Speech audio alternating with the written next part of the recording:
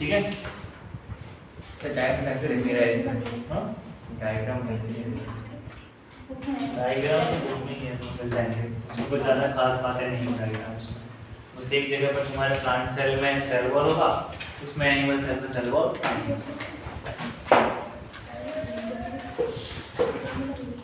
ठीक है, ध्यान से सुनो। हमने स्टार्ट कर दिया था यूकैरियोटिक सेल।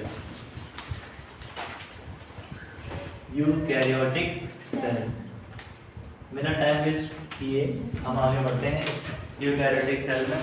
तो यूकैरियोटिक सेल के बारे में हमने क्या क्या पढ़ लिया था कि यूकैरियोटिक सेल्स के पास न्यूक्लियर मेम्ब्रेन होती है, यूकैरियोटिक सेल के पास सेल ऑर्गेनेल्स होते हैं, होते नहीं होते।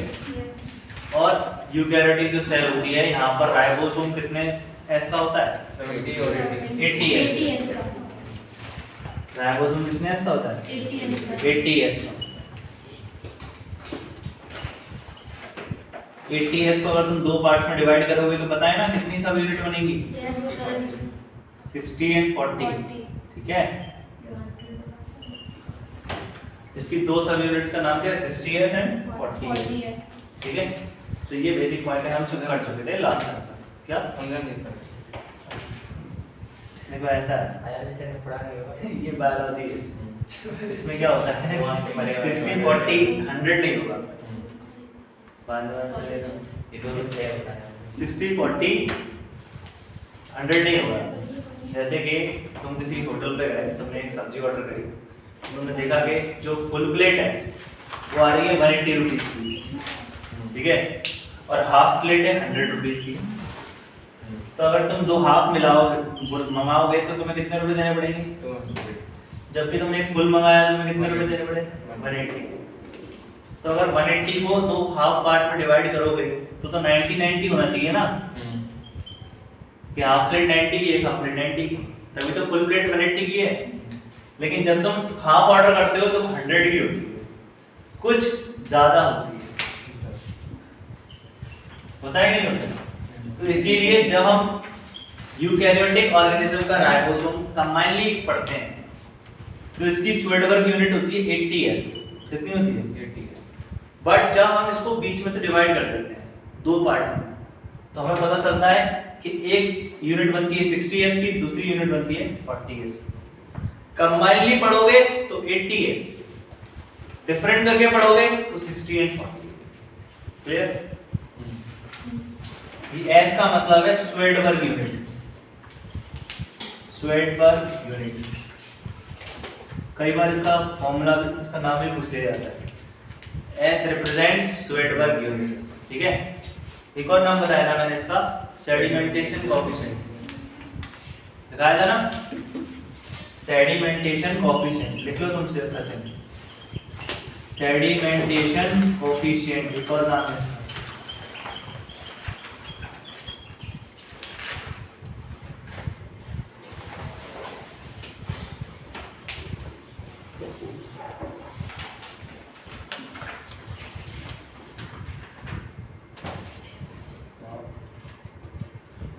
मिल गया ना तुम्हें कि नहीं दिया मैंने? मिल गया।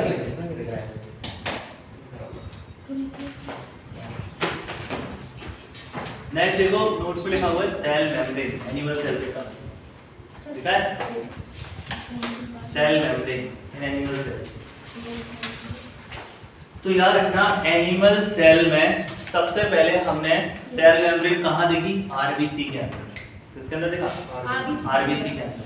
हमने जो सेल मेम्ब्रेन को एनालाइज किया है एनिमल्स के अंदर, तो सबसे पहले हमने सेल मेम्ब्रेन को एनालाइज किया आरबीसी, एराइथ्रोसाइट्स की। किसकी आरबीसी को एनालाइज किया हमने? आरबीसी सेल्स को। ये बात उसमें नहीं लिखी है तो तुम ऊपर लिख सकते हो। Firstly we analyse the cell of RBC. हमने एनालाइज किया सबसे पहले आरबीसी की सेल को। अंकिता, आरबीसी का full form? Yes, very good. मैंने आरबीसी के बारे में एक बहुत ही इंपॉर्टेंट बात बताई थी आप लोगों को, क्या आपको याद है? इसके बाद nucleus. Yes, very good. Devoid of nucleus. RBC के पास न्यूक्लियस नहीं होता है, ठीक है? Only one cell in our human body, हमारी एनिमल बॉडी में सिर्फ एक ही सेल ऐसी है जिसके पास न्यूक्लियस नहीं है। क्लियर? ठीक है। तो सबसे पहले हमने जो एनालाइजमेंट किया सेल वॉल और सेल मेम्ब्रेन के बारे में, तो सबसे पहले हमने आरबीसी के सेल को भी एनालाइज किया था। क्या ये तो न्यूक्लियस, अगर इसके पास सेल होगी तो ये ग्रोथ करेगी, इसको अपना प्रोडक्शन चाहिए। ध्यान से देखो, किसी आदमी के पास अगर खुद के हाथ पैर होंगे, सब कुछ होगा, तो वो अपने ऊपर भी तो खर्चा करेगा, फिर जाके दूसरों में देना स्टार्ट करेगा। अब जैसे कोई भूत है, ठीक है, सपोज करो, अब उसके पास बहुत सारा पैसा है, उसे पता है मैं तो कभी इसको यूटिलाइज नहीं कर पाऊंगा, तो वो क्या करता है, ट्रांसपोर्ट करता है, किसी को मिल जाए।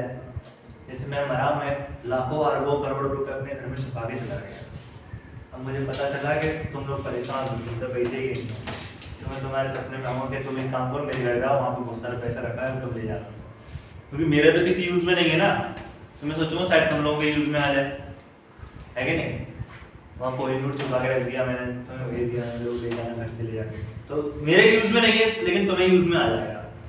सेम ऐसे ही आरबीसी खुद तो ग्रोथ कर नहीं सकता है, न्यूक्लियस नहीं है, तो हम जितना भी खाना खाते हैं, जितना भी पानी पीते हैं, जितने भी हार्मोन्स होते हैं, वो सब के सब जाते कहाँ पे हैं, ब्लड कैपिलरीज, ब्लड वेसल्स, उसी में तो जाते हैं। अगर ब्लड ही उन सबको इनटेक करने लगा तो हमारे सेल्स तक क्या पहुंचेगा, कुछ भी नहीं। अगर ऑक्सीजन बीच में ही ऑक्सीजन ब्लड सेल्स खा जाए तो क्या सेल्स तक कुछ पहुंच पाएगा, नहीं पहुंचेगा ना। तो इसके पास न्यूक्लियस नहीं है, इसका एक रीजन, ताकि ये डिलीवरी कर सके ये ऑक्सीजन को, डिफरेंट जो हम फूड मटेरियल्स को खाते हैं, न्यूट्रिएंट्स को खाते हैं, उनको डिलीवरी करने में ये हेल्पफुल रहता है। ठीक है, तो अगर न्यूक्लियस होता तो ये खुद की ही ग्रोथ करता, सेल्फ ग्रोथ में ही अपना टाइम वेस्ट करता। तो क्या हमारी बॉडी को कोई एक ऐसा एजेंट नहीं चाहिए था जो फ्री में डिलीवरी करे, जो कुछ भी बॉडी में आ रहा है उसको हर पॉइंट तक पहुंचा सके, इसीलिए इसको भगवान ने न्यूक्लियस नहीं दिया है। ठीक है, तो ऐसा नहीं है कि हमारे पास दिमाग कम है तो हमें भगवान ने पार्शियलिटी की है। अगर हमारे पास दिमाग कम है तो हमारे कम होने की वजह से कोई टॉपर बन रहा है, जो हारता है ना उसका भी इक्वल कंट्रीब्यूशन है, वो हारा तभी वो जीता। ठीक है, अगर वो हारता नहीं तो तुम जीतते कैसे। ये दुनिया बैलेंस से चलती है। आज कोई सब्जी का ठेला लगा रहा है और कोई कहीं ऊंचे पोस्ट पे बैठा हुआ है, कोई ऑफिसर है, तो उसका बराबर का कंट्रीब्यूशन है। वो ठेला लगा रहा है और वो ऑफिसर बना बैठा है, क्यों? क्योंकि उसने प्रयास नहीं किया, उसने प्रयास किया। ठीक है, अगर इसके लक भी अच्छा होता तो दोनों ऑफिसर बन जाते, फिर सब्जी कौन है क्या? तो ये दुनिया पूरी बैलेंस से चलती है, जिसको जो मिल रहा है किसी ना किसी रीजन से मिल रहा है। ठीक है, क्लियर? इवन मैं आज नीट में सिलेक्टेड होता तो मैं पढ़ाता। आगे बढ़ते हैं। Cell membrane is composed of lipids that are arranged in bilayer. इसको अंडरलाइन कर लो। क्या लिखा है? Cell membrane is composed of lipids, lipids का अंडरलाइन मारो। Lipids are the fat molecules. Notes का है हमारे तो घर पे रहेंगे। Lipids that are arranged in bilayer, bilayer में अंडरलाइन कर लेना। तो उन्होंने क्या देखा कि जो सेल मेम्ब्रेन है उसमें देखो इस तरीके से लिपिड्स लगे हुए हैं।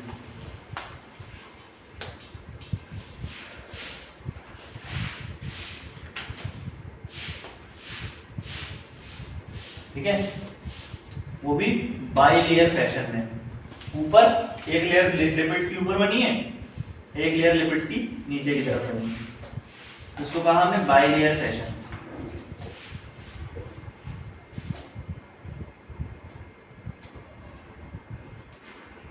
क्या है? लिपिड्स, वो भी बाइलेयर। ठीक है, क्लियर हो? The lipid component is mainly composed of phosphoglycerides. Underline this term. Phosphoglycerides. तुम लोग अभी केमिस्ट्री में एक ग्रुप पढ़ रहे होगे ईस्टर, मतलब कौन सा ग्रुप का इसका सिंबल क्या होता है? सिंबल एक फंक्शनल ग्रुप का सिंबल भी तो होता है, इससे पहचानते हो तुम ईस्टर है। जैसे अल्कोहल का OH होता है, कार्बोक्सिलिक एसिड का COOH होता है, एल्डिहाइड का C डबल बॉन्ड OH होता है, ऐसे ईस्टर का भी तो होता है C double bond O alkyl होता है। तो ये हमारा aldehyde oh sorry ketone ester तो ईस्टर का बॉन्ड है bond C double bond O, C double ठीक है, दो जगह एल्काइल ग्रुप लग सकते हैं, तो इस ग्रुप का नाम होता है ईस्टर। वहां पे क्या लिखा है? फॉस्फोग्लिसराइड्स, ठीक है, मतलब ऐसे कार्बन कंपाउंड्स जिसमें ईस्टर ग्रुप मिलता है, ऐसे कंपाउंड्स को हम फॉस्फोग्लिसराइड्स के नाम से जानते हैं, ठीक है, clear? Those carbon compounds which contain ester as a functional group are called as phosphoglycerides, ठीक है, क्लियर हुआ? तो ये जो लिपिड्स होती हैं ये किससे मिलकर बनी है? फॉस्फोग्लिसराइड्स से, क्लियर? क्लियर हुआ? फॉस्फोग्लिसराइड्स क्या है? फिर एक और चीज, तुम्हें एक चीज पता होगा, हाइड्रोफिलिक और हाइड्रोफोबिक, पता है? कौन बता रहा है मुझे? हाइड्रोफिलिक और हाइड्रोफोबिक क्या होता है?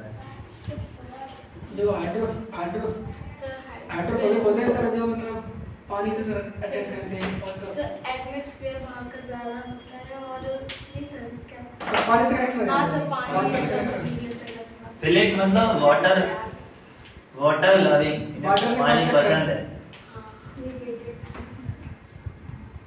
ये वाटर हेटिंग है। फोबिक मींस फोबिया, किसी को हाइट से फोबिया होता है, किसी को शिवगली से फोबिया होता है, अलग अलग इंसान को अलग अलग चीज़ों से फोबिया होता है ना? किसी को मंदिर जाने का फोबिया होता है, बहुत से लोग मंदिर जाने से पागल हो जाते हैं, क्या होता है, ठीक है? तो हाइड्रोफोबिक मींस जो किसी चीज से दूर भागते हैं, लेकिन शब्द क्या लिखा है यहाँ पे? हाइड्रो मतलब पानी, तो पानी से दूर हाइड्रोफोबिक। तो ये जो लिपिड की चेन होती है ना, ये इसमें दो कंपोनेंट होते हैं, एक हाइड्रोफोबिक पार्ट होता है, एक हाइड्रोफिलिक पार्ट होता है। तुमने 10th क्लास में सोप डिटर्जेंट नहीं पढ़े? तो सोप एंड डिटर्जेंट में भी तो एक हाइड्रोफोबिक पार्ट होता था, एक हाइड्रोफिलिक पार्ट होता था। सोप एंड डिटर्जेंट में हम डेफिनेशन पढ़ते हैं, these are the long chain of sodium salt of fatty acid, ऐसा कुछ पढ़ते हैं। थोड़ा इतना दिमाग मत लगाओ, यहाँ समझ लो, ठीक है? इधर देखो, इधर ये जो बाई लेयर है ना, जो तुम्हें ब्लू ब्लू मॉलिक्यूल्स दिख रहे हैं लेयर के बाहर, सेल मेम्ब्रेन के बाहर दिख रहे हैं, ये पार्ट है हाइड्रोफिलिक। कैसे पार्ट है कि ये पानी के आसपास रह सकते हैं बिना किसी प्रॉब्लम, लेकिन जो अंदर घुस के बैठे हैं ये रेड कलर के, ये है हाइड्रोफोबिक पार्ट। क्या है ये? Hydrophobic part. ये बात भी लिख सकते हो तुम कि जो लिपिड लेयर है, lipid layer is composed of two different particles, ये two different nature, hydrophobic and hydrophilic. जो लिपिड बाय लेयर होती है इसके दो नेचर होते हैं, एक हाइड्रोफिलिक नेचर, एक हाइड्रोफोबिक नेचर। तो जो भी हाइड्रोफोबिक पार्ट होता है लिपिड बाय लेयर का, वो सेल मेम्ब्रेन के अंदर होता है, और जो वाटर लविंग होता है हाइड्रोफिलिक होता है, वो पार्ट सेल मेम्ब्रेन के बाहर होता है या फिर पेरीफेरी पे होता है। पेरीफेरी का मतलब कोने पर होता है। क्लियर? नहीं आया समझ? क्लियर है ना? माधुरी क्लियर है? हाइड्रोफोबिक हाइड्रोफिलिक, पीछे आगे बढ़ते हैं। Later it was found that protein is also present in cell membrane. Underline. Protein is also present in cell membrane. इस पॉइंट को अंडरलाइन करेंगे। तो हमें क्या पता चला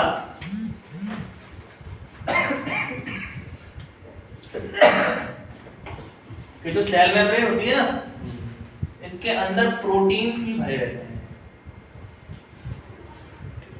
अब प्रोटीन्स होते हैं अलग अलग टाइप्स के।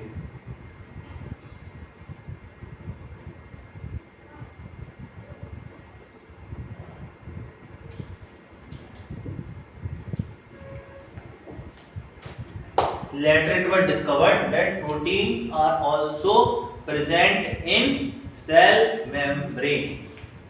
एक और चीज याद रखना, ये प्रोटीन वाली जो बात है ना, इसको डिस्कवर करने के लिए साइंटिस्ट ने यूज किया था इलेक्ट्रॉन माइक्रोस्कोप। ठीक है, तो तुम कहीं पॉइंट में लिख सकते हो प्रोटीन्स। तो कौन से साइंटिस्ट ने किया था? Singer and Nicolson. Singer and Nicolson नाम के दो साइंटिस्ट थे। उन्होंने बहुत डिटेल में स्टडी की थी सेल मेम्ब्रेन की। तो उन्होंने बताया था कि सेल मेम्ब्रेन में लिपिड बाइलेयर तो है ही, साथ ही साथ प्रोटीन्स भी प्रेजेंट है। पहले लोगों को प्रोटीन्स के बारे में इंफॉर्मेशन नहीं, तो बाद में पता चला यहाँ पर प्रोटीन्स भी रहते हैं। Singer and Nicolson, Singer and Nicolson. Singer गाने वाला, फॉर एग्जांपल जियान। निकोलसन गाता है ना, जियान। मैं हूँ बड़ा ताकतवर, लोग हो जाते हैं मदहोश। नहीं होते तुम लोग मदहोश? एक पिक्चर में तो एक लड़की थी, उसको गाना अच्छा आया था, वो हाइलाइट्स वाली पिक्चर। फिर से गाओ ना, ठीक है?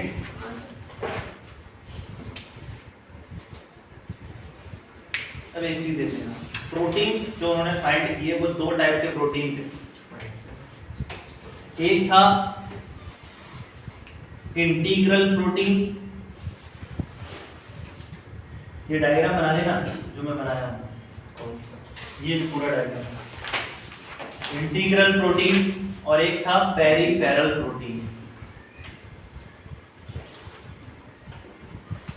उन्होंने बताया इंटीग्रल का मतलब होता है बीच में, पेरिफेरल का मतलब होता है कोने में, कि प्रोटीन्स दो तरीके से अरेंज हो सकते हैं सेल मेम्ब्रेन में। एक बीचों बीच में, जिनको कहा हमने इंटीग्रल प्रोटीन, एक साइड वाइज। ये है साइड वाइज प्रोटीन, कोने में है जो प्रोटीन, तो इनका नाम हमने दिया peripheral protein. Clear? Cell membrane के अंदर दो टाइप से प्रोटीन अरेंज हो सकते हैं, एक बीचों बीच में और एक कोने में। क्लियर? एक इंटीग्रल और एक पेरिफेरल। क्लियर? इसी बेसिस पर बताया गया सिंगर और निकोलसन का fluid mosaic model of cell membrane. Yes, fluid mosaic model of cell membrane.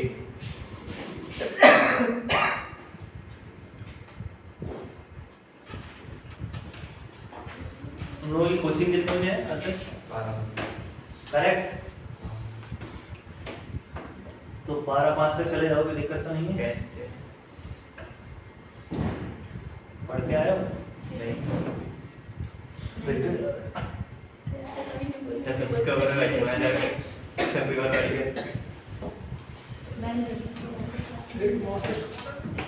तब मेरी मुक्का कैसे करना पड़ता है?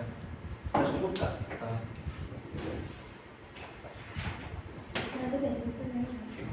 Singer Nicolson. हाँ, याद रखना, इन्होंने एक मॉडल दिया जिसका नाम था फ्लूइड मोज़ाइक मॉडल। फ्लूइड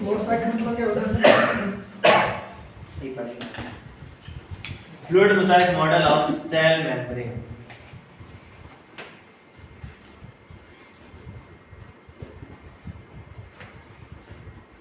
याद करो, मैंने तुम्हें एक बार बताया था सेमी फ्लूइड का मतलब क्या होता है। सेमी फ्लूइड बताया? सेमी फ्लूइड मतलब आधा सॉलिड आधा लिक्विड।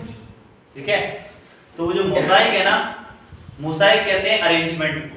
हाँ मोसाइक मींस अरेंजमेंट।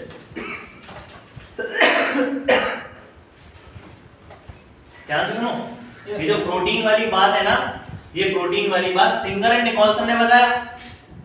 और सिंगर और निकोलसन ने ये बताया कि जो प्रोटीन्स अरेंज रहते हैं वो मोसाइकली अरेंज रहते हैं, मतलब बीच में कहीं भी प्रेजेंट हो सकते हैं, कोई पैटर्न नहीं है इनका, ये अरेंज रह सकते हैं किसी भी ऑर्डर वाइज।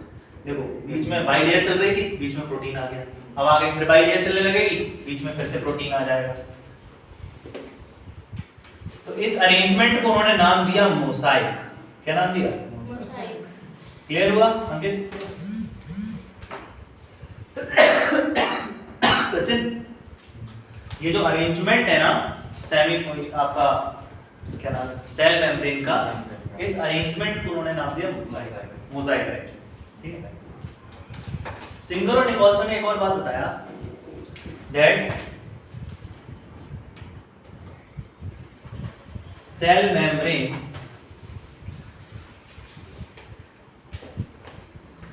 हैव, ये वर्ड मैं तुमसे दोबारा डिस्कस कर रहा हूं, कासी फ्लूइड नेचर।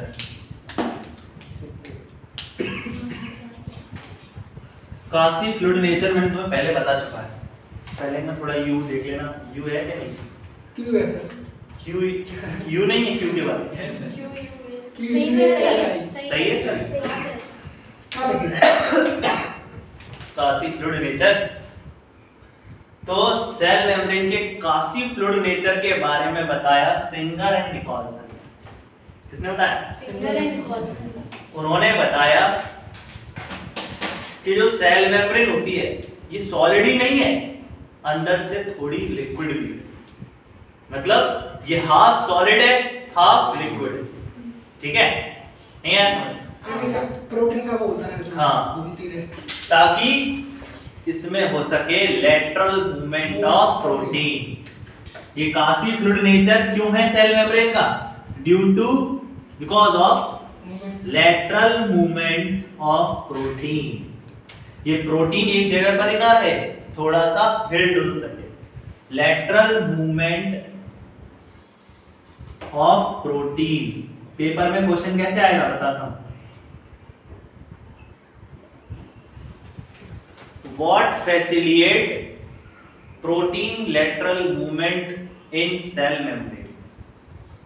सेल मेम्ब्रेन के अंदर प्रोटीन के लेटरल मूवमेंट को कौन फैसिलिटेट करता है, कौन फैसिलिटी प्रोवाइड करता है? Quasi fluid nature. कासी fluid nature of membrane provides lateral movement of protein. Lateral मतलब साइड वाइज, कोने। हमने पढ़ा था ना रेसिमोस और साइमोस। तो रेसिमोस में क्या होता था? लेटरली फ्लावर निकलते थे ना साइड वाइज, और साइमोस में एपिकल टॉप पर। याद है कि नहीं? तो ये lateral movement means side wise movement. फिर कासी फ्लूइड नेचर का एक ही रीजन नहीं है, एक और रीजन है कासी फ्लूइड नेचर होने का। इसमें दिख रहा है सब, देखना सब बहुत बड़ा है। वीडियो खराब हो जाएगा। सर एक और लिख रहे हैं। कौन है? बाय भैया। तो आइए हम लोगों के साथ में डिस्कस कर रहा हूँ आज। बहुत लोगों ने मुझे कमेंट्स किया कि आप प्लीज इसके बारे में बताइए, तो मैं आज आपको सेल मेम्ब्रेन के बारे में बताने जा रहा हूँ। वैसे तो मैं इस पे वीडियो बनाता नहीं, लेकिन आप लोगों की बात की इसलिए ठीक है। तो आगे बढ़ते हैं हम। कासी फ्लूइड नेचर का और क्या रीजन था? क्लियर? सभी को समझ में आ रहा है ना? यस वैसे तो मुझे नहीं ला रहे। तो दूसरा रीजन मैं नीचे ना लिखते हुए ऊपर लिख रहा हूं। आज मुझे भी बहुत अच्छा लग रहा है तुम लोगों से। ठीक है, तो दूसरा रीजन ये था सेल ग्रोथ। दूसरा रीजन क्या था? Cell growth. अब जरा ध्यान से देखो, तुम्हारे बॉल का साइज सॉलिड होता है। बॉल कोई भी ले सकते हो तुम, जंपर की, टी वाली, डिफरेंट वैरायटी की बॉल आती है ना, प्लास्टिक की। तो ऐसा होता है कि घर पे तुमने बॉल रखी आज और तुम 2 साल 4 साल बाद देख रहे हो तुम्हें देखने वाला बॉल का साइज बढ़ गया यार। ऐसा होता है क्या? या तुम सेव खरीद के लाए घर से और 5 दिन बाद खा रहे हो, तुम्हें लगा अरे ये छोटा हो गया। खराब हो गया। खराब होता है। सलमान कब? हो जाते हैं सर वो, इसलिए ग्रोथ नहीं करते। नहीं सुनो तो, सुनिए। ग्रोथ में क्या रीजन है? कभी भी अगर कंप्लीटली सॉलिड कवरिंग हो जाती है तो वो चीज ग्रोथ नहीं कर पाती। ध्यान से सुनो, अगर तुम्हारी जो ऊपर की लेयर है इतनी हार्ड हो कि उसका शेप बढ़ ही नहीं सकता, तो ग्रोथ हो पाएगी क्या? नहीं। मतलब अगर सेल, ये सेल है, अगर इसकी सेल मेम्ब्रेन टफ्ट हो जाएगी, हार्ड हो जाएगी, तो क्या इसका शेप एंड साइज बढ़ेगा? नहीं बढ़ेगा ना, क्योंकि सॉलिड हो गया। तो इसीलिए इसका कंप्लीट नेचर उन्होंने डिस्कवर किया कि अगर ये कंप्लीटली सॉलिड होता सेल तो इसका साइज नहीं बढ़ना चाहिए था। अगर सेल छोटा ही रहता है हमेशा, क्या बोल कुछ गड़बड़? नहीं ऐसे देख रही थी। अच्छा, तो अगर सेल की जो आउटर मेम्ब्रेन है ये सॉलिड हो जाएगी तो कभी भी सेल का साइज नहीं बढ़ेगा, और सेल का साइज नहीं बढ़ेगा तो कभी भी ऑर्गेनिज्म ग्रोथ नहीं कर पाएगा। ठीक है? ग्रोथ का मतलब क्या है कि सेल के अंदर जो कंटेंट है वो बड़ा हो रहा है, उसी को तो ग्रोथ कहते हैं। इसको तुम एक और नाम से जानते हो, सेल इलांगेशन। पढ़ाई सेल इलांगेशन, सेल का बड़ा हो जाना। Yes sir. Cell elongation, cell जब बड़ी हो जाती है। सेल बड़ी कब होती है? जब उसके अंदर का मटेरियल बढ़ जाता है थोड़ा सा, उसके अंदर का मटेरियल बढ़ जाता है। तुम बड़े कब होते हो? तुम्हारी बॉडी के अंदर का मटेरियल बढ़ जाता है। ऐसे भी तुम बड़े हो सकते हो, ऐसे भी बड़े हो सकते हो, डिपेंड करता है तुम्हें कैसे बड़ा होना है। क्लियर? आदमी मोटा भी तो हो जाता है, वो भी तो बड़ा हो गया है।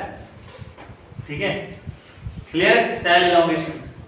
तो मेरी बात इतनी सी ये कहने की कि सिंगर और निकोलसन ने बताया कि जो काफी फ्लूइड नेचर है, मींस जो मेम्ब्रेन है वो दिखने की सॉलिड है, अंदर से उसके अंदर भी लिक्विड भरा हुआ है, और जिस कारण से ये अपना शेप एंड साइज बड़ा भी कर सकती है, छोटा भी कर सकती है। क्लियर? श्रिंक हो जाती है ना सेल। सेल कभी कभी श्रिंक भी तो हो जाती है।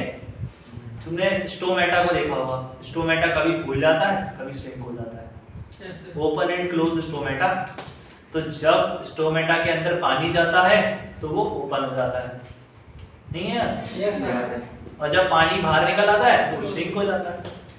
तो वो अपने शेप एंड साइज को क्या कर रहे हैं? रेगुलेट कर पा रहे हैं। नहीं आया समझ में? अगर तुम अपने शेप एंड साइज को रेगुलेट कर पा रहे हो तो it is because of quasi fluid nature of cell membrane. Cell membrane का के जो नेचर है वो आधा तो फ्लूइडिटी वाला है, आधा सॉलिड। फ्लूइड मतलब बहने वाला, जो बहे। गैस भी फ्लूइड है, लिक्विड भी फ्लूइड है। ठीक है? जो बह सके, कैसे बहता है? बहती हवा से। ठीक है? वो होता है फ्लूइड। क्लियर? क्लियर हुआ? कासी फ्लूइड नेचर। कासी फ्लूइड नेचर बताने क्या क्या क्या कारण था? एक तो लेटरल मूवमेंट, हमें पता पड़ गया कि प्रोटीन लेटरली मूवमेंट कर सकता है सेल मेम्ब्रेन के अंदर, क्योंकि ये आधा लिक्विड है, आधा सॉलिड है। फिर सेल ग्रोथ, सेल की ग्रोथ भी तो तभी पॉसिबल है जब वो आधा लिक्विड हो, आधा सॉलिड हो, तभी वो अपना शेप एंड साइज बढ़ा सकता है। इवन सेल डिवीजन के लिए भी यही रिस्पॉन्सिबल है। अगर आउटर मेम्ब्रेन सॉलिड होती, अगर सेल की आउटर मेम्ब्रेन कंप्लीटली सॉलिड होती तो जब सेल डिवीजन होता है तो उसमें क्रैक पड़ जाने चाहिए। अगर तुम किसी सॉलिड चीज को तोड़ते हो तो वो टूटेगी जरूर, लेकिन क्रैक आ जाएगा। नहीं देखा? सिर्फ गिप्पक बनाते हो तुम लंगड़ी खेलने के लिए, Yes, sir. ऐसे तोड़ते हो तो क्या होता है? उसमें क्रैक्स आ जाते हैं ना। तो क्या कभी सेल डिवीजन करते समय सेल के ऊपर क्रैक आते हैं? नहीं। तुमने आज तक जितना भी सेल डिवीजन देखा है, बड़े आसानी से सेल डिवीजन हो जाता है, नहीं यार? कर पे दिखाता हूं मैं। तुमने देखा ये सेल है, फिर ये ऑटोमेटिकली कन्वर्ट हो जाएगा नई सेल्स में। तो क्या नई सेल बनते समय इनमें कोई क्रैक वगैरह दिखेगा इनकी सेल मेम्ब्रेन पर? नहीं दिखे ना। क्यों नहीं दिखे? क्योंकि ये कंप्लीटली सॉलिड थी ही नहीं। अगर ये कंप्लीटली सॉलिड होते तो इसमें क्रैक्स आते डिवीजन के टाइम, लेकिन ऐसा कुछ नहीं होता है। बताइए तो इसका कारण क्या है? Quasi fluid nature of cell membrane. ठीक है, क्लियर हुआ ना सभी को? Yes, sir. कासी फ्लूइड नेचर का क्या क्या योगदान है, मतलब इसको क्या क्या रिस्पॉन्सिबिलिटीज है हमारी सेल मेम्ब्रेन के पास, वो डिस्क्लोज करती है कासी फ्लूइड नेचर, जो कि बताया किसने? सिंगर एंड निकोलसन ने। क्लियर? किसी को डाउट है तो पूछ लो, नहीं सर। इसको बना लो और ये 3 मुख्य बातें लिख लो। लिख लिया?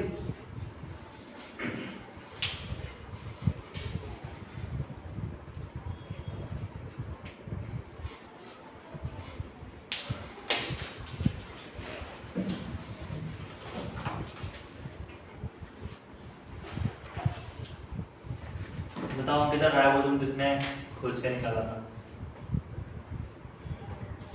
बताओ बताओ। निकोलसन ने 1970 लिखा है ऐसे नोट्स में।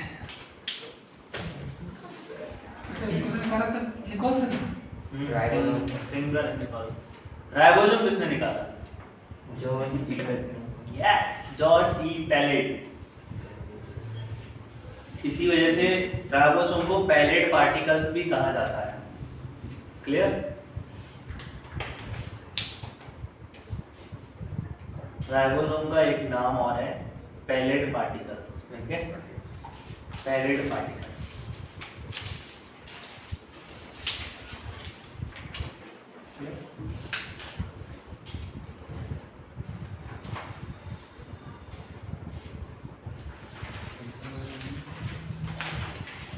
तुम में से कितनों को लगता है कि तुम्हारे जीवन में से संडे का महत्व खत्म हो गया है? तो तुम वास्तविकता में पढ़ाई कर रहे हो। जिनको आज भी लगता है कि संडे स्कूल है, उनका मतलब कहीं ना कहीं गड़बड़ है। 11th-12th में आने के बाद इंसान के दिमाग में संडे नाम की चीज चली जाती है। और अगर तुम कुछ और हायर स्टडीज में जाते हो तो कुछ छुट्टी वुट्टी भी नहीं, दिवाली भी नहीं रहेगा तुम्हारे लिए।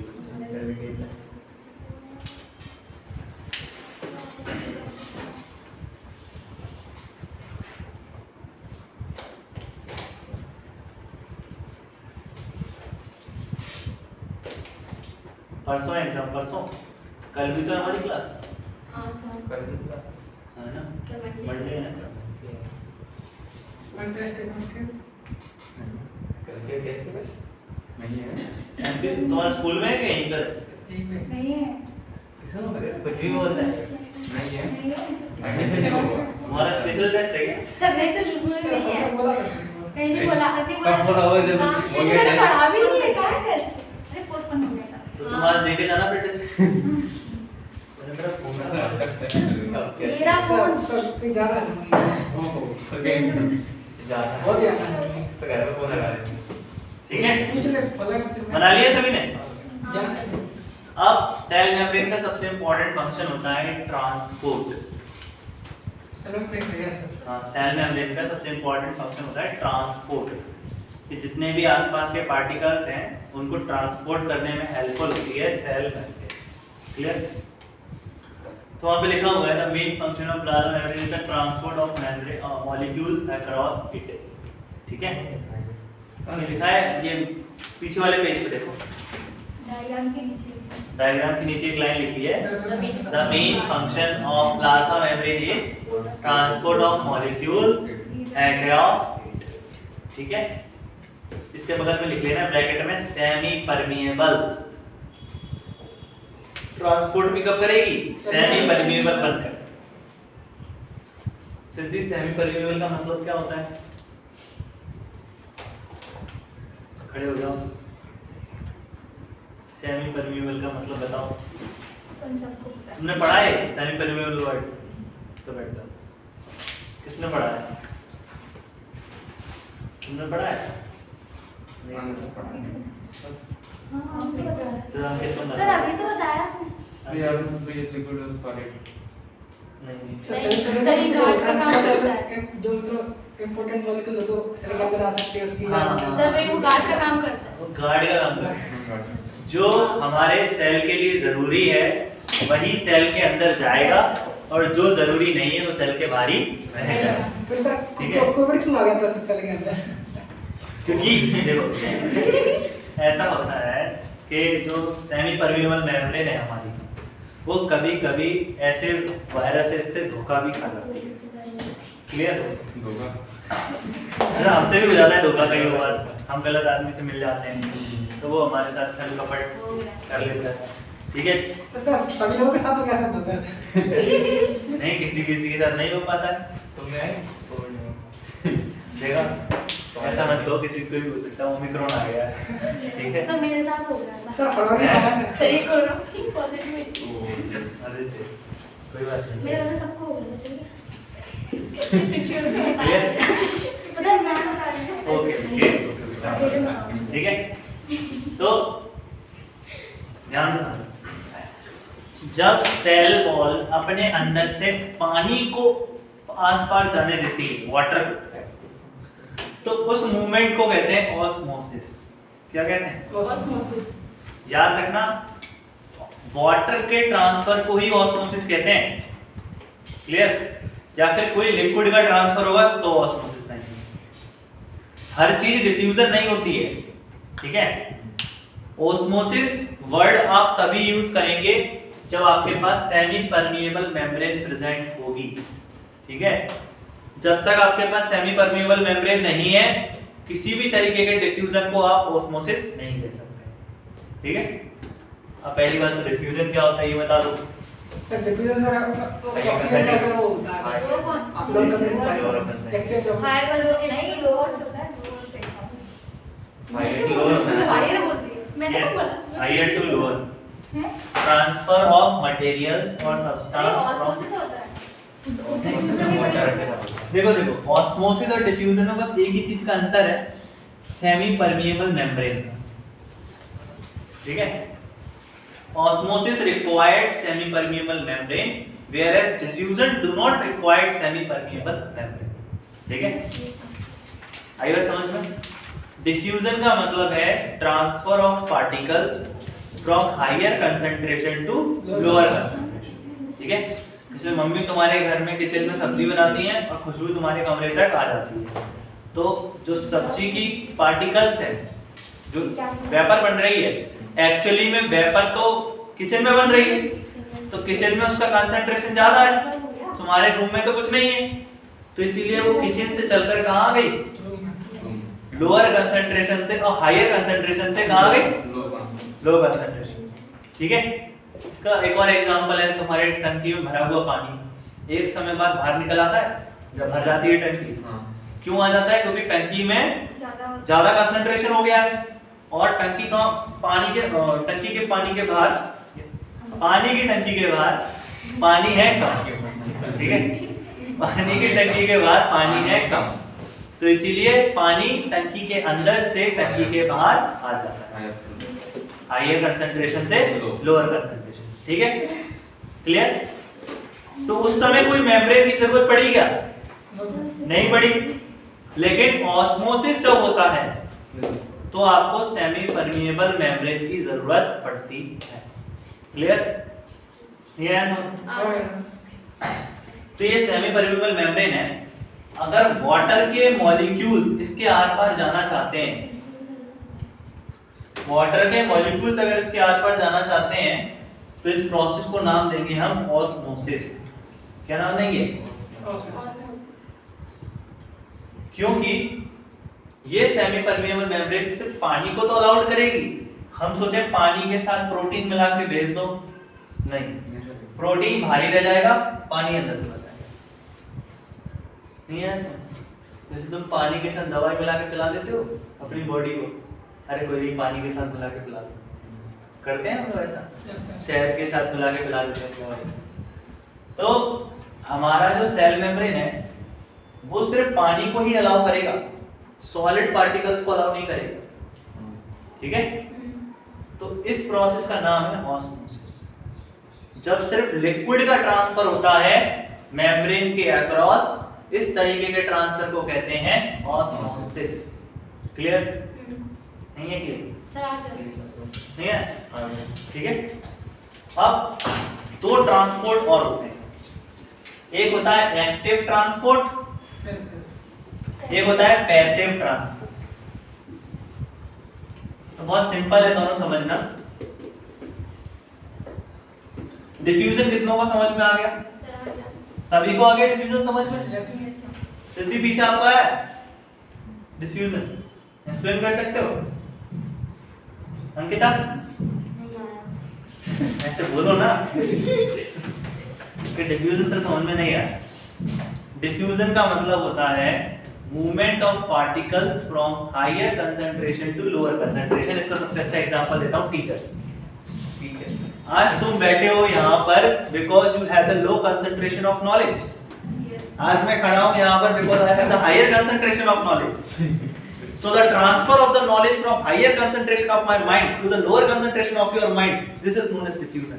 And this process continuously till the level of your mind or the level of your knowledge is not reaching to my mind. Yes नहीं आया समझ में? आते हैं। क्लियर?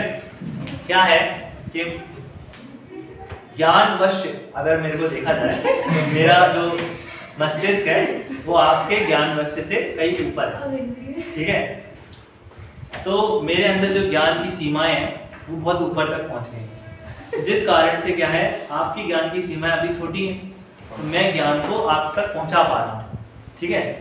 जिस समय आपका ज्ञान मेरे ज्ञान के बराबर भी आ जाएगा ना, तो मैं आप तक कुछ ज्ञान नहीं दे पाऊंगा। तुम क्या सोचोगे? अरे तो मुझे कितना है सर, क्या होता ऐसे ही तो होता है।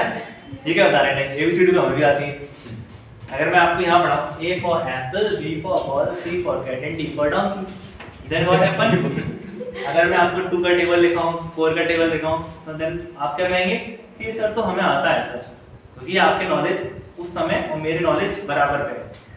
लेकिन in terms of physics, chemistry, biology, many other subjects, psychology, anthropology, whatever you not be studied, but I am already get studied about these things. तो जो मैंने पढ़ चुका है आपने नहीं पढ़ा है, तो उस समय मेरा जो ज्ञान का लेवल है वो आपसे कई गुना ज्यादा है, तो इसीलिए मेरा ज्ञान आप तक पहुंच सकता है। ठीक है? Yes sir. क्लियर है ना? हाँ पक्का? हाँ आया ना समझ में डिफ्यूजन क्या है? Yes sir. तो तुम तब तक ही पढ़ सकते हो किसी टीचर से जब तक तुम उससे नॉलेज में कम हो। जिस दिन तुम उसके नॉलेज को रीच कर जाओगे या उससे आगे निकल जाओगे, तुम कभी उस क्लास में नहीं बैठ पाओगे। ठीक है? क्लियर हुआ? ठीक है? आगे पहली बार इससे और क्लियर हो गया। तो ट्रांसपोर्ट दो तरीका है, एक्टिव और पैसिव। ठीक है? टाइम बताना भाई। 11 बजे 11 बजे 5 मिनट अभी तो 1 घंटा है। नहीं है। क्यों नहीं है? आगे निकल छोड़ देना है। 12 बजे छोड़ना है ना? सर इसके बाद बायोमास पढ़ा देना हम लोगों को। सर मेरे में तो कुछ ज़्यादा ही आगे आ रहा है। Cell cycle and sir bio में कब पढ़ाओगे आप? मेरे पेपर में भी आ रहा है। बिल्कुल तो रह जाएगा सर। सर स्कूल में तुम्हारे लिए तो हो जाएगा, हो जाए। इनके लिए रह जाएगा। इनका भी करा देंगे जल्दी जल्दी से। 13 को है। सर परसों है। हाँ तो कल की क्लास तो यही चलेगी, तुम्हें मैं आज एक्स्ट्रा क्लास लेकर तुम्हें निपटा दूंगा। हाँ सर। ठीक है? तुम्हारे नंबर आ जाएंगे। हाँ सर। 3 ही तो टॉपिक आ रहे हैं बायोमोलिक्यूल। सर ज़्यादा 30 बस सिर्फ 3 टॉपिक आ रहे हैं। छोटा सा होगा। इधर इधर ध्यान से देखो। Active transport and passive transport. Active का मतलब चालू। एक्टिव जैसे हाँ फुर्तीले समय। ठीक है? पैसिव मतलब लेजी। स्नोरलैक्स, जानते हो? स्नोरलैक्स। हाँ। पोकेमोन है, एक होता रहता है। हाँ सर। मेरा फेवरेट पोकेमोन है। ठीक है? स्नोरलैक्स तो दिन भर सोता है। नोबिता, जैसे नोबिता सबको देखा होगा। ठीक है? One of the lazy people. Oh तो जानते हो ना लेजीनेस? नहीं आते? ठंड में उठना, ठंड में नहाना, ये सारे काम लेजी वाले हैं ना। एक्टिव वाले नहाना, पूजा करना, मंदिर जाना, एक्टिवनेस। ठीक है, रखा था हम से नहाया था उसको। हाँ? वो मेरा देखो सोच देखो, रहा था। पैसिव काम करने में तुम्हें ज्यादा एनर्जी का इस्तेमाल नहीं करना पड़ता। सोने में क्या, तुम्हें सोते रहो यार, क्या रजाई डाल के आराम से, कोई प्रॉब्लम नहीं आती। एक्टिव काम करते समय तुम्हें क्या है, थोड़ी फुर्ती चाहिए। तुम्हें एक कप चाय रखो, या कुछ पानी, कुछ खाना, टोस्ट, बिस्किट, कुछ ना कुछ तो तुम्हें लगेगा, तब तुम बेड पे से उठ पाओगे, नहीं तो बेड पे से ही नहीं उठ पाओगे। तो एक्टिव काम करने में क्या लगती है, एनर्जी, इट रिक्वायर्ड एनर्जी, जबकि पैसिव काम करने में कभी भी एनर्जी की रिक्वायरमेंट नहीं होती। ठीक है, जब भी तुम्हें पैसिव वॉइस बनाने पड़ते हैं तो बहुत आसानी से बना देते हो।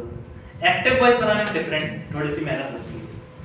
एक्टिव काम मतलब जिसमें एनर्जी की रिक्वायरमेंट हो, पैसिव काम जिसमें एनर्जी की रिक्वायरमेंट नहीं।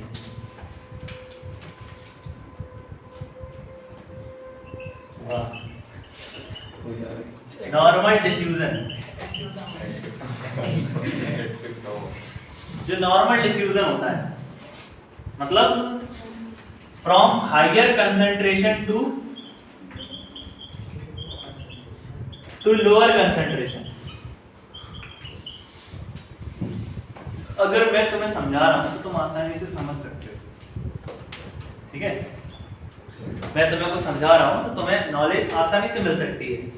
लेकिन अगर तुम मुझे कुछ समझाने आ जाओ, क्या तो सर को समझाएंगे तो क्या होगा, तुम्हें हिम्मत चाहिए। सर के सामने बोलेंगे, you need some type of courage to stand in front of me. तो आपको सामने खड़े होकर कुछ बोलने के लिए हिम्मत चाहिए, एनर्जी चाहिए, है कि नहीं? जैसे अगर तुम्हें पानी भरकर नीचे से ऊपर तीसरी मंजिल पे ले जाना है तो आपको वर्क करना पड़ेगा ना, मेहनत करनी पड़ेगी। जबकि ऊपर से अगर नीचे बुलाना है तो ले जब डाल दो, बस खत्म, पानी अपने आप आ जाएगा। यही तो करते हो। तो एक्टिव ट्रांसपोर्ट मींस अगेंस्ट, अच्छा जो फिजिक्स पढ़ रहे हैं उन्होंने ये बात बताओ, ग्रेडियंट का मतलब क्या होता है? पढ़ी नहीं रहता अगेंस्ट द कंसंट्रेशन ग्रेडियंट।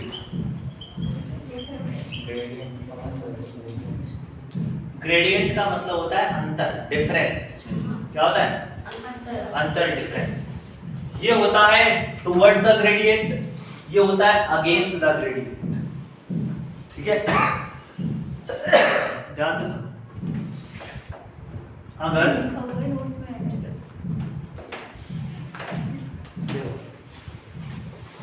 ये पहाड़ से ऊपर दिखेगा नीचे, ऊपर नोट्स में नहीं दिखेगा, नीचे का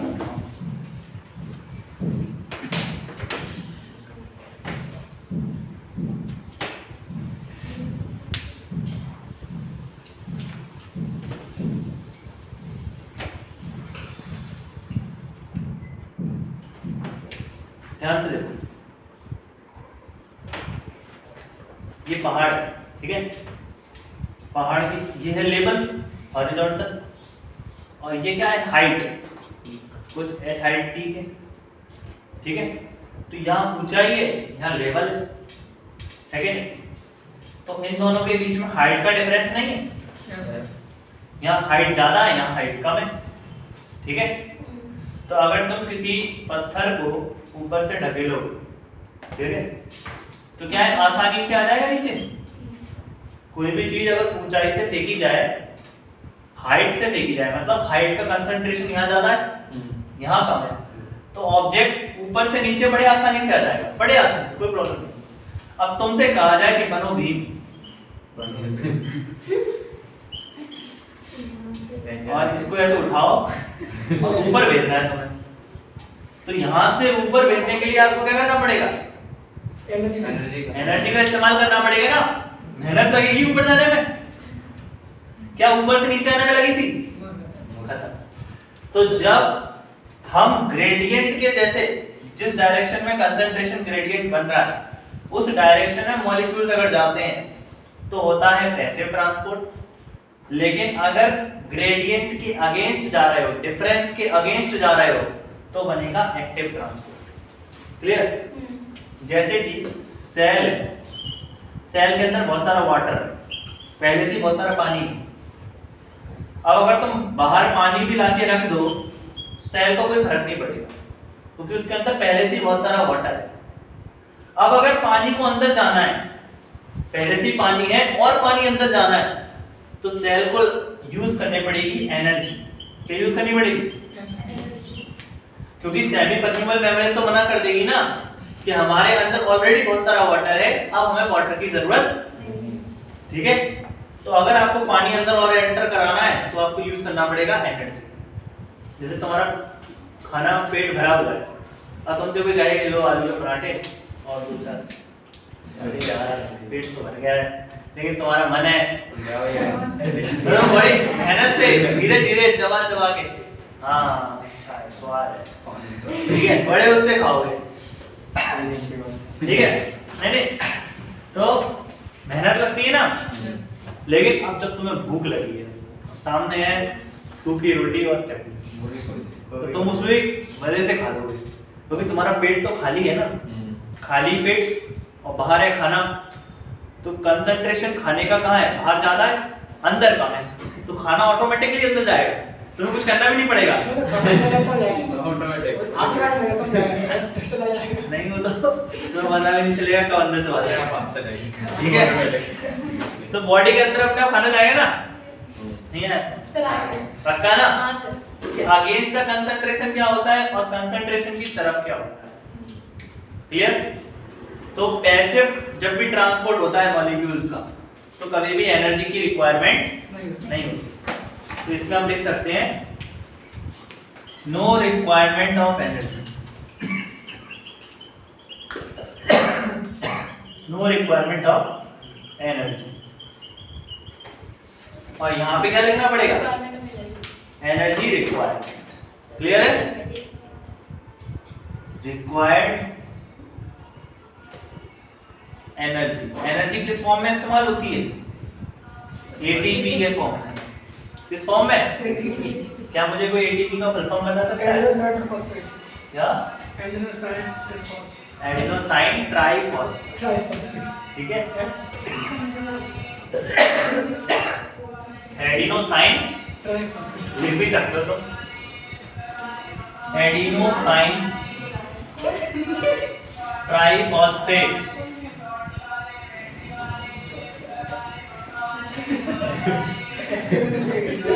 वीडियो खराब कर दिया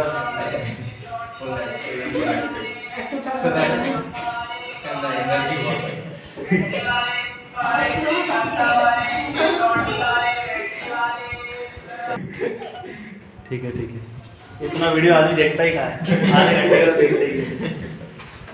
क्लियर? तो डिफरेंस पढ़ो। The transport involves expenditure of energy by the cells, लिखा है एक्टिव ट्रांसपोर्ट में, पहला पॉइंट सभी देखिए, लिखा है ना? यस सर, पैसे पे लिखा है the sales do not spend energy, लिखा है? हाँ, इसमें एनर्जी नहीं चाहिए। और सेकंड पॉइंट देखो क्या लिखा है? It occurs against the concentration gradient, ये लिखा है ना? यस सर, कंसंट्रेशन ग्रेडियंट के अगेंस्ट और बोथ टुवर्ड्स या अलोंग, बात एक ही है। लेकिन याद रखना एक्टिव ट्रांसपोर्ट रैपिड प्रोसेस है, बहुत जल्दी होती है, फास्ट, जबकि पैसिव प्रोसेस आराम से, ठीक है, क्लियर? नहाने वाला सुबह जल्दी ही नहा लेता है, नहीं नहाने वाला रात दिन में 12-1 बजे तक नहीं नहाएगा। सर्दियों में कैसे होगा? हाँ नहाएगा ही नहीं, 10 दिन में एक आध दिन, न्यू ईयर वाले दिन नहा लिया, पूरे साल नहा लिया। कुछ लोगों के अंदर ही होता है ना, जो न्यू ईयर के दिन करोगे वो तुम पूरी साल करोगे, एक दिन नहा लो बस, पूरी साल के नहा ली। क्लियर? आई बात समझ में? पक्का ना? यस सर, फिर देखो नीचे वाले लाइन में लिखा है the movement of water from higher concentration to lower concentration by diffusion is called osmosis. इसके ब्रैकेट में लिख देना required semi permeable membrane. Osmosis में सेमी परमेबल मेम्ब्रेन होना अति आवश्यक है, SPM, ठीक है? आ रहा है ना सचिन समझ में? सही बताओ, मुड़ी आ रहा है। सही बोल रहा है, कुछ ये बोला पूछ ले। तब बोला था इसने, नहीं सुना। बोला था सर। क्या पूछना बता? यही सर। आप पूछ लो इससे किसी, अरे क्या रहा है? इसलिए अभी तो बात तो कोई डाउट है क्या अंकिता? पता करते हैं। तो देखो लिखा है cell wall is present in plant cell and fungi. Cell wall जो होती है कहाँ होती है? प्लांट सेल में होती है, फंजाई में होती है, एनिमल सेल में नहीं होती। नहीं सर। ठीक है। Alga have cell wall made up of cellulose galactans. Underline galactans. Galactans is also a polysaccharide. इसका मतलब बताया मैंने। किसी को पता है? अरे वो का Polysaccharide। हाँ बोलो बोलो। कार्बोहाइड्रेट। ठीक है। हाँ ग्रुप ऑफ कार्बोहाइड्रेट। जो बड़ा कार्बोहाइड्रेट होता है ना, उसका नाम होता है पॉलीसैकेराइड। सुक्रोज है ना, सुक्रोज शक्कर, सुक्रोज। C12H22OL को पता नहीं क्या यस सर। C22 बोलो ऐसे कुछ है। C22 और है C11H22OL यस एक है सुक्रोज शक्कर। शक्कर का फॉर्म है। चीनी। लेकिन इसको नहीं कहेंगे पॉलीसैकेराइड, पॉलीसैकेराइड को कहेंगे हम starch. Starch is a example of polysaccharide. Cellulose ये है पॉलीसैकेराइड। ठीक है। पॉलीसैकेराइड का मतलब, पॉली का मतलब क्या होता है? बहुत सारे। ठीक है। पॉलीसैकेराइड मतलब ऐसे कार्बोहाइड्रेट जिनको अगर आप पानी में डिसॉल्व करोगे तो बहुत सारे कार्बोहाइड्रेट्स मिल जाएंगे, छोटे छोटे। नहीं है? आगे उनके समझ में आया पॉलीसैकेराइड यस सर आ गया। कि इतने बड़े कार्बोहाइड्रेट्स जिनको अगर आप पानी में डिसॉल्व करेंगे तो बहुत सारे छोटे छोटे मॉलिक्यूल्स कार्बोहाइड्रेट के मिल जाएंगे। तो गैलेक्टेंस यहाँ पे क्या है? Polysaccharide. And minerals like calcium carbonate. Cell wall में क्या होता है? लिख लो कैल्शियम कार्बोनेट। कैल्शियम कार्बोनेट का full form? CaCO3। Yes very good. और तुम्हें जानकर बहुत खुशी होगी, मार्बल होता है ना हमारे घर में, उसका ही फुल फॉर्म यही होता है, कैल्शियम कार्बोनेट।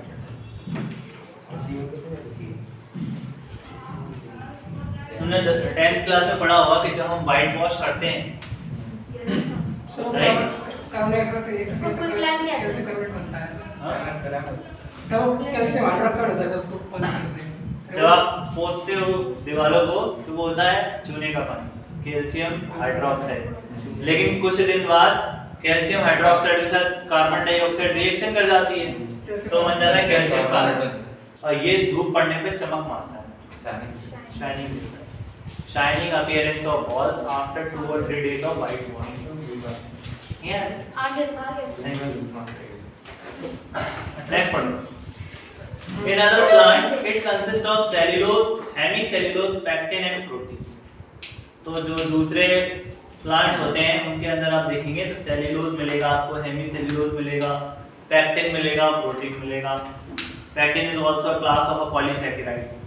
पेक्टिन भी एक तरीके का पॉलीसैकेराइड। नेक्स्ट हम पढ़ते हैं आगे। Primary cell wall of young plant is capable of growth. जो प्राइमरी सेल वॉल होती है ना, it's capable of growth. Reason लिखने में क्या रीजन है ग्रोथ का? Due to presence of meristematic cells. Due to presence of meristematic cells. आपने 9th क्लास में पढ़े होंगे, दो तरीके के सेल होते हैं। तीन टाइप होते हैं मेरिस्टेमेटिक। यस, लेटरल, एपिकल और लेटरल, एपिकल और सेकेंडरी इंटरकैलरी। किस चीज का प्रेजेंस होता है? Meristematic cells.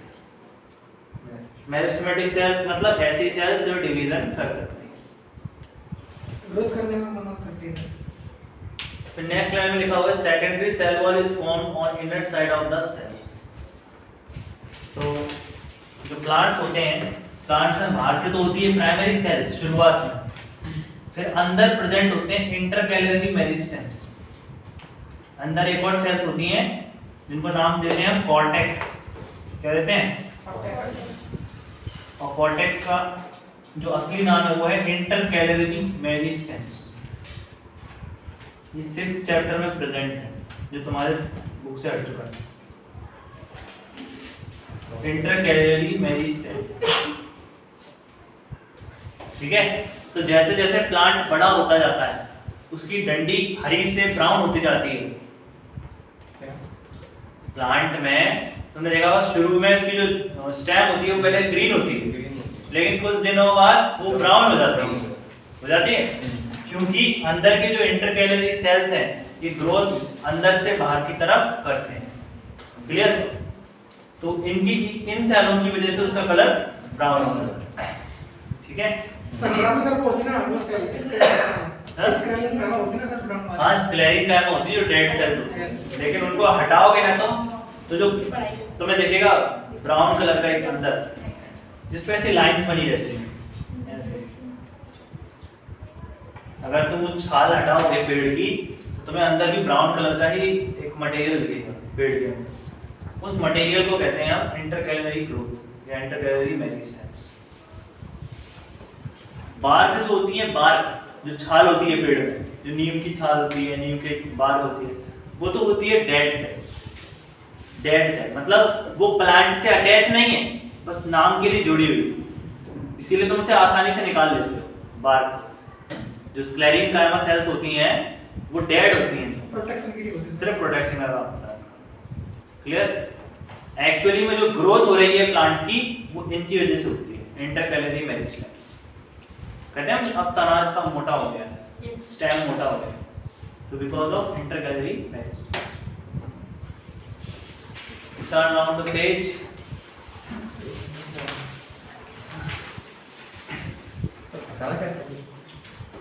बहुत नहीं, अभी नहीं पढ़ता।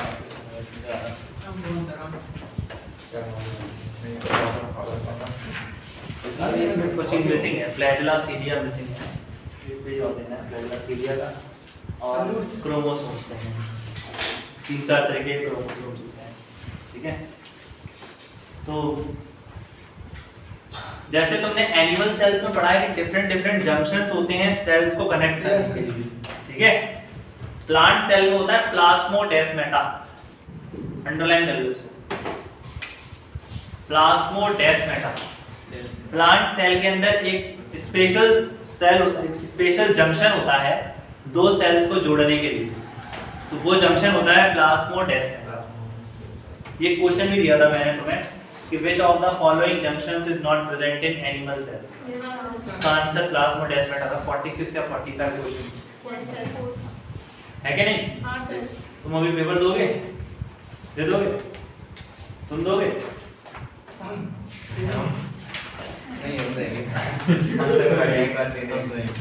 ठीक है, तो प्लास्मोडेस्माटा क्या करता है, दो सेल्स को आपस में जोड़ता है, बट इन प्लांट्स।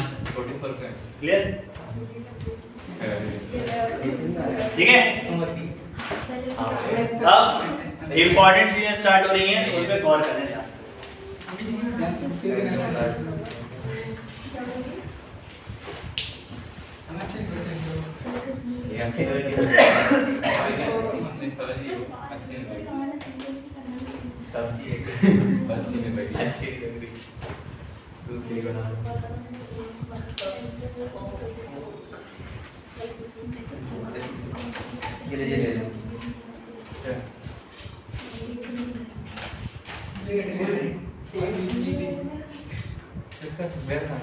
तेरा कर लेगा मुझे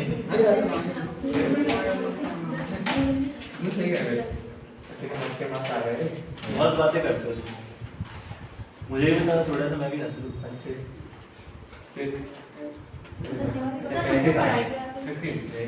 हाँ, तो मुझे भी थोड़ा सा ज्ञान मिल जाए।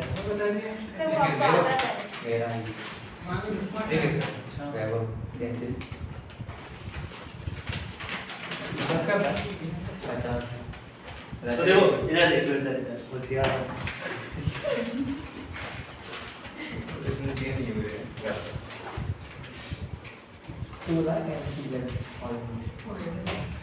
ठीक है सर, ठीक है।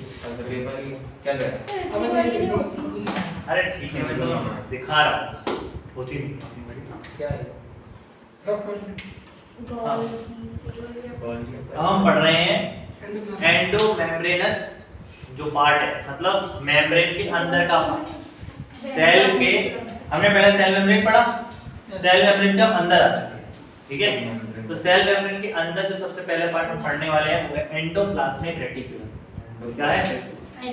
Endoplasmic reticulum. ये बिल्कुल न्यूक्लियस से चिपका हुआ होता है। क्या होता है? बिल्कुल अटैच रहता है न्यूक्लियस। Endoplasmic reticulum.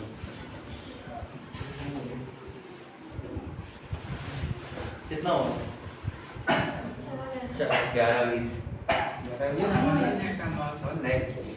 इधर देखो, एंडो क्या एंडोप्लाज्मिक रेटिकुलम दो टाइप का होता है, जल्दी छोड़ दे। रफ एंडोप्लाज्मिक रेटिकुलम और स्मूथ एंडोप्लाज्मिक रेटिकुलम। ध्यान से देखो, एंडोप्लाज्मिक रेटिकुलम हमारा two types, rough endoplasmic reticulum and smooth endoplasmic, ठीक है। तो रफ एंडोप्लाज्मिक रेटिकुलम उस एंडोप्लाज्मिक रेटिकुलम को कहते हैं जिनके ऊपर राइबोसोम्स प्रेजेंट होते हैं। अगर एंडोप्लाज्मिक रेटिकुलम के ऊपर राइबोसोम नाम के स्ट्रक्चर्स मौजूद होते हैं तो देखो इनका सरफेस रफ हो जाएगा ना, जैसे केक आता है, केक हैप्पी बर्थडे, हां कितना सॉफ्ट होता है, पता है। अब क्या करते हैं ये बेकरी वाले, उसमें सिल्वर पल्स डाल देते हैं, तो हम जब खाते हैं तो बीच में क्रिस्पी क्रिस्पी सा ऐसा चॉकलेट डाल देते हैं। नहीं खाया? खाया ना? हैप्पी बर्थडे बना है? नहीं सर, न्यू ईयर पे वो करता है, मनाते नहीं करता। पेड़े तो खाए मुझे, पेड़े आते हैं जिसके ऊपर बुरादा नहीं लगाते हैं, एक बिल्कुल सिंपल प्लेन। एक आते हैं जिसमें हम बुरादा लगा देते हैं ऊपर से, तो वो थोड़े से रफ हो जाते हैं। पार्टी करेंगे कभी, पार्टी इधर देखो, देखा कि नहीं देखा? पार्टी की हुई है। Okay sir. 1 रुपए की 4 टॉफी। 2 रुपए की 2 रुपए की एक वाली चाहिए? 2 की सर, चलो 5 की दो तुम्हारे लिए, 5 की ठीक है। सुन तो लो ध्यान से। तो ऊपर जैसे ही हम पेड़े के ऊपर क्या शक्कर डाल देते हैं तो थोड़ा सा रफ हो जाता है ना, तो इसी तरीके से देखो एंडोप्लाज्मिक रेटिकुलम के ऊपर हमने राइबोसोम्स अटैच कर दिए। तो अब जब इसको छुएगा तो रफ अपीयरेंस आएगा, रफ छूने में थोड़ा सा रफ, तो इतने पार्ट को हम कह देते हैं रफ एंडोप्लाज्मिक रेटिकुलम। और एंडोप्लाज्मिक रेटिकुलम का वो पार्ट जिसके ऊपर राइबोसोम्स नहीं होते हैं, तो ये अभी भी स्मूथ है। तो ये वाला पार्ट हो गया स्मूथ, ये वाला पार्ट हो गया, आइएगा समझ में? हाँ सर। पूछूंगा मैं कल। कल छुट्टी कर दो सर, इसको जाने दो। कल की मीटिंग ध्यान से कल ही छुट्टी है, कल की कल की छुट्टी। पेपर है इसका, मेरा तो नहीं है। कितने बजे से?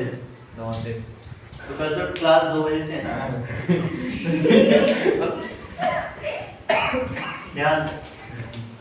तो जो रफ एंडोप्लाज्मिक रेटिकुलम है, तो ये किस पे बैठा है? इस पे कौन बैठा है? राइबोसोम। और राइबोसोम क्या बनाता है? प्रोटीन। तो रफ एंडोप्लाज्मिक रेटिकुलम यूज किया जाता है प्रोटीन फॉर्मेशन के लिए। किसमें यूज किया जाता है? Protein formation.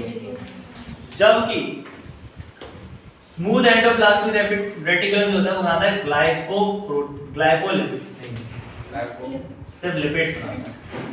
It forms lipids और फैट मॉलिक्यूल्स। लिपिड और फैट मॉलिक्यूल्स बनाने के लिए रिस्पांसिबल होता है स्मूथ एंडोप्लाज्मिक रेटिकुलम। क्लियर? आई बात समझ? पढ़ लो उसको।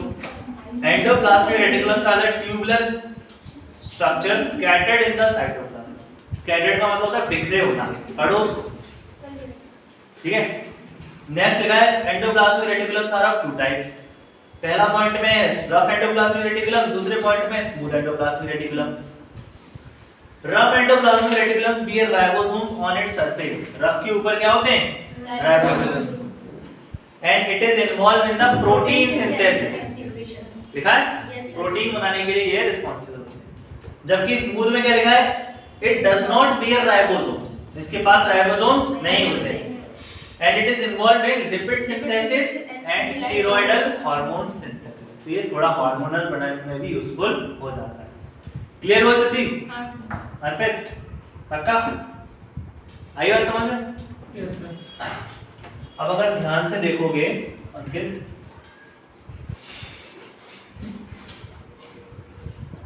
मैं पता अंकित और अंकिता में कंफ्यूज हो कहीं मैसेज तुम करते हो, मैं सोचता हूँ ये करता है ऐसे ही मेरे दो दोस्त थे, हारिस और हरीश, ठीक है, तो उन दोनों में कंफ्यूज रहता हूँ। मेरा नाम तो इतना अलग है तो किसी का मिलता ही नहीं। सबका नाम क्या है? ओ माय गॉड,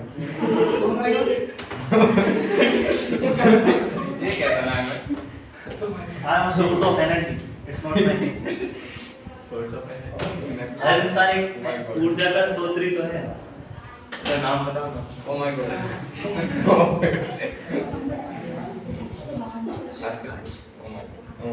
नाम का नाम अच्छा है। तो क्या करूं? संजीव महेश्वरी। संजीव। संजीव संजीव। संजीव तेरा नाम क्या है? शदांश। सुभाष। शदांश नाम है क्या?